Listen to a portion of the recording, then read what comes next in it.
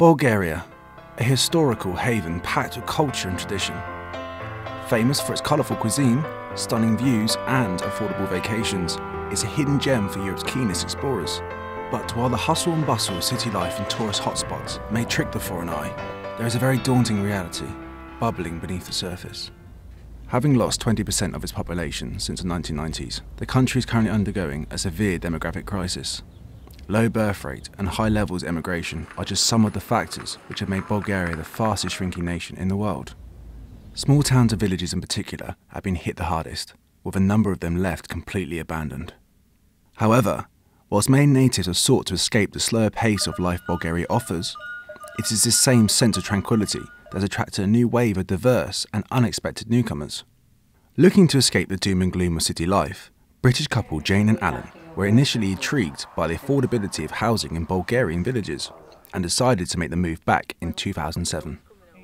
So we was looking over the internet at the cost of houses and they were so cheap, so that encouraged us to think, oh, Bulgaria. We'd never been to Bulgaria before, and that's what we wanted, a place where we'd not been, where we thought we could find new things to do. But it's not just economical housing prices that has sparked international interest. Danish spouses Anna and Simon and their 6-year-old twins, Franca and Janos, like many expats, came to explore the country as tourists and quickly fell in love with Bulgaria's charm. So we wanted to go here on a 14-day holiday trip. Where we would look at what Bulgaria could offer. And I suppose we come as tourists on holiday. Yeah. And in our holiday we rented a car and we decided to have a drive to different locations and see different villages and different beaches and everything else. And then we decided to buy an house here. Yeah, we crammed so much in a short space of time. But we knew once we'd been here, this was the country for us.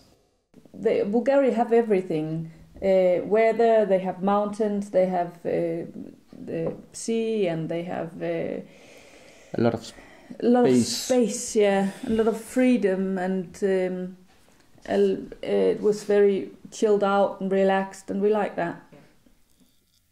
And it's not just mum and dad that appreciate Bulgaria's friendly climate. Yeah, it's much warm. Yeah, and but the only thing, it's always cold, always, and there'll be just one day at summer.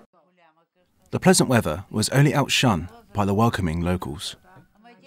Felt that they wanted us here. They really welcomed you and wanted you to stay. So much so my mayor said, was I going to have a Bulgarian baby here? He wanted us to really relax and settle in, and it was very encouraging. And after a period of settling in, do our expats now feel like part of the community? Yeah. We are saying hello to a lot of people, and the young people tend to be able to translate, and that's nice, so that we can speak with their parents. And we have been invited into people's homes, and they have been invited here, and it's very, very nice. But most of our contacts, they are international. Yeah. Russian, English, Danish, German, Hungarian, or whatever, all kinds. Yeah. And we meet them on Facebook. And we easily drive an hour, 2 hours to visit people. To fit into the community very well, because you're welcomed by the Bulgarians. They want you to work within the village and make the village a better place. We have we have a club in the village, and we have many parties there, expats, Bulgarian. Recently we just had a birthday party. My friend, she had a wonderful day of lots of eating and drinking, and it was Bulgarian food, and it was very enjoyable. The grown-ups may feel welcome, but what about our younger settlers? They really like it here, and we talk to them about the weather and our living conditions, and whether we could have this kind of life in Denmark. And that we could not have this kind of life. We could not have this kind of house. We couldn't go traveling so much, and we wouldn't be able to, because we would have to work. You like it in Bulgaria? Yeah, so it's easy to do anything. In Denmark, you have to go on word everything on a whole day. A whole day you have to. And here in Bulgarian don't have. They are just happy that we have the time to be together and that we have the cutest dog and the best car and whatever. They are just happy. All the drawings is the house and the family being happy. Things are also going well at preschool. Teacher Tatiana Dimitrova has been helping our young expats settle in. Да, и започнаха да контактуват с всички деца, абсолютно. В началото определени деца, после с всички деца почнаха да използват български думи. Благодаря, мерси, моля. Това бяха първите думи, които използваха. Умееха да изразяват в рисунките си. И да, обичаха много да изразяват и да рисуват. Да. Мисля, че добре в насоката, в която тръгнахме, добре се справят децата и имам голям напредък с тях. Важното е, че се чувстват много добре и ще са щастливи. Despite everyone's progress, moving to a new country hasn't come without its challenges. The fundamentally different structure of the language makes Bulgarian especially tricky for Westerners. It did take me at least 6 months to learn from another English lady, although it took her 2 years and she was self-taught. What she taught me in 6 months was very valuable and I was able to expand on that and learn more. With me, I were kind of striving to speak Bulgarian and I wanted to speak as much Bulgarian as fast as possible and memorise as much as possible. Once I started speaking a little bit of Bulgarian, everything advanced where I was speaking to more people. But that's not to say our expats haven't had a good go. Искаме добре живот. Azerbaijan, Bulgaria. Oh, that's really nice. We are learning Bulgarian, but it's a tricky thing, and it's hard to learn. The kids and I, we go to a teacher from their kindergarten. She teaches the kids twice a week and me once a week. So we are learning to read and write and all the letters, and the kids can speak fairly well now, and they are getting fluent. If the teachers say something to us in Bulgarian and we have never heard before, we still understand it. We still know what that means. We still know how we should do that. Even if it has caused a few misunderstandings. I asked for a drill for Dupki, but I says Dupi. And everybody started laughing. Considering the new start and the language barrier, just how do our expats manage to finance their life in the country? I get a pension from Denmark, pre-pension, and that is enough for us to live off. So we kind of have the possibility to do what we want when we want. And the steady income every month give me the opportunity to do what I like, and I'm trying to make myself an artist here, and selling mostly to Denmark, but also to Bulgarians. And just when we were sitting here recording, a journalist from ITOS, I guess, came and wanted to make an interview about what it is I do. And maybe they wanted me to make an exhibition in ITOS and buy some of my paintings. So that would be great. My skills from building work all the way to roofs to concreting to fitting windows, doors, actually getting stone for people in my transit, sand. Well, that at the beginning was a godsend. We was delivering materials, stone, sand, like I said, anything, and that created an income for us at the beginning. The first 2 years we did not go back to the UK to work, but after 2 years, then it was the job opportunities weren't here in Bulgaria, so I had a career of living care, so I was able to go back to England, live and work and not have so much expense in the UK, so then I could bring the money back to Bulgaria.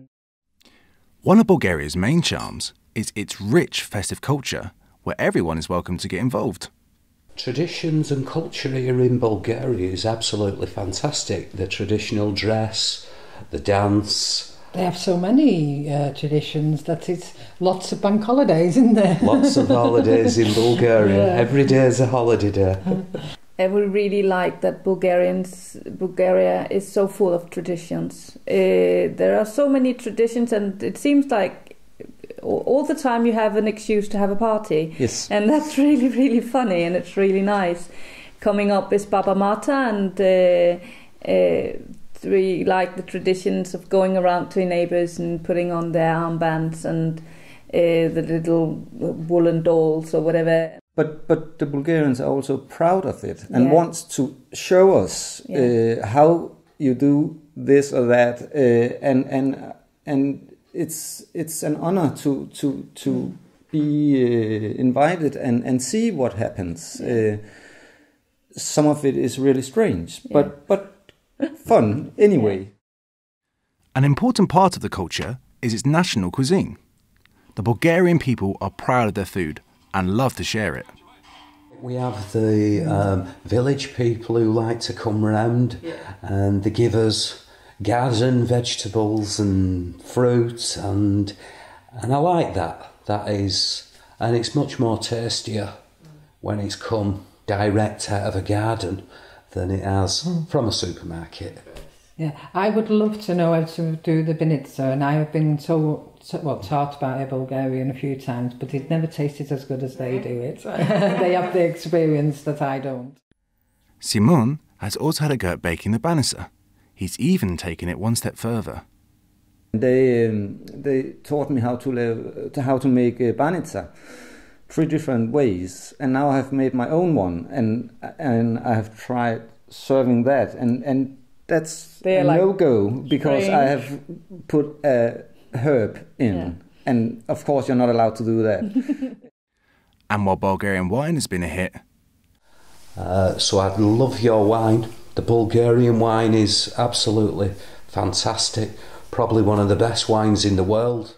We drink a lot of Bulgarian wine, and we have all together laid off wine from other European countries. The grape of Marut, for example, that's one of our favourites. The national spirit rakia has had mixed reviews. The rakia, I'm tending to just discipline myself. We like it so much that we have named our dog Rakia, actually. We thought when we got this dog that we would have to name her something really Bulgarian, and I said, let's name her Rakia. And Simon said, no, we can't name her Rakia and go around screaming in the village, Rakia, Rakia, come on. And they would come running with rakia, all of them. Yeah, and they already do. Yes. We have 15 litre for rakia, just homemade from the neighbours. So for any future expats considering Bulgaria as a new home, what are some of the things that they should keep in mind? Some of the advice would be to come here and rent something, to experience the country and to have some money.